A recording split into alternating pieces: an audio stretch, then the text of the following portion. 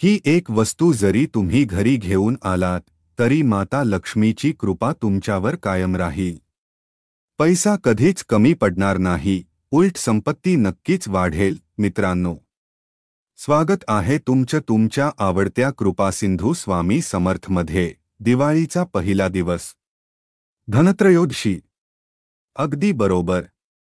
हा दिवस नुसता सण नाही, तर आपल्या जीवनात धन, आरोग्य आणि समृद्धी घेऊन येणारा एक महायोग आहे. या दिवशी नवीन वस्तू खरेदी करण्याची एक खास परंपरा आहे. पण एक प्रश्न नेहमी मनात येतो, धनत्रयोदशीला सोनचांदीच खरेदी केली पाहिजे का? हो, नाही. मी तुम्हाला खात्रीने सांगतो, जर तुम्ही यावर्षी सोनचांदी खरेदी नाही केली तरीही चालेल. कारण आज मी तुम्हाला अशी एक खास गोष्ट सांगणार आहे जी 100% परिणामकारक आहे. ही एक वस्तू जरी तुम्ही घरी घेऊन आलात तरी माता लक्ष्मीची कृपा तुमच्यावर कायम राहील.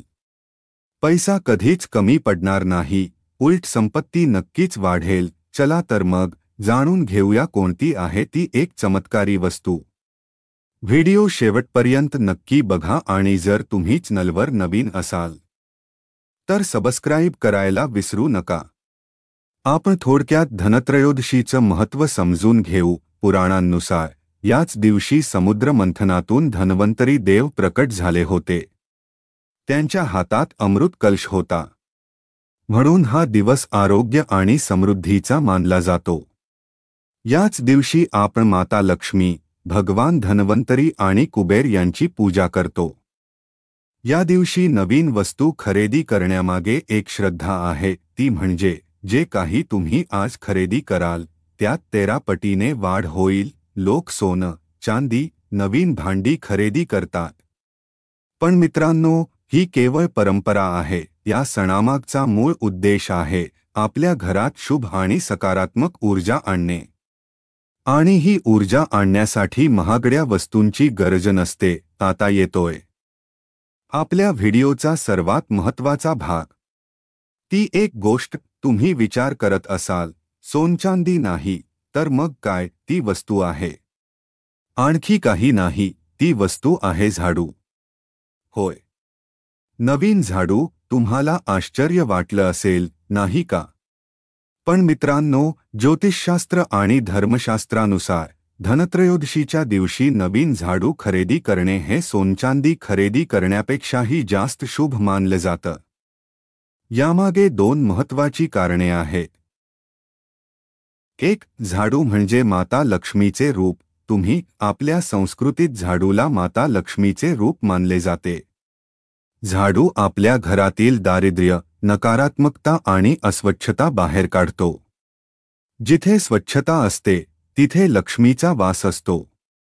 त्यामुळे या दिवशी नवीन झाडू विकत आणून घरात स्वच्छता करणे म्हणजे आपण माता लक्ष्मीला आपल्या घरी आवाहन करत आहोत.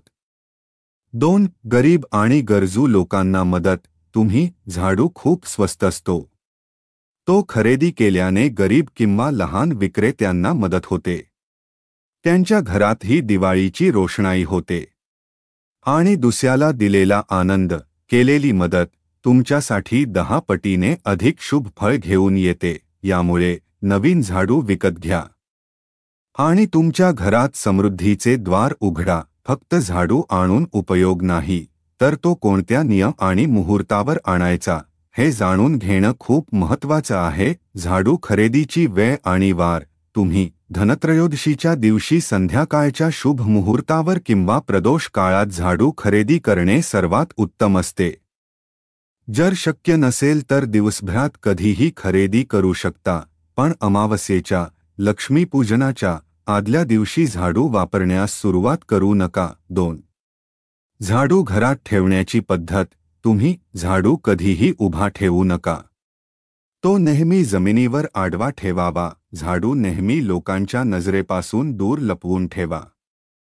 बाहेरच्या लोकांची नकारात्मक नजर त्यावर पडू नये. झाडू कधीही तुटलेला किंवा खराब वापरू नका. झाडूला पाय लावू नका, कारण तो माता लक्ष्मीचे रूप आहे. 3, धनत्रयोदशीला झाडूची पूजा. तुम्ही धनत्रयोदशीला तुम्ही आणलेल्या नवीन झाडूची पूजा करा. झाडूवर एक पांढरा धागा बांधा.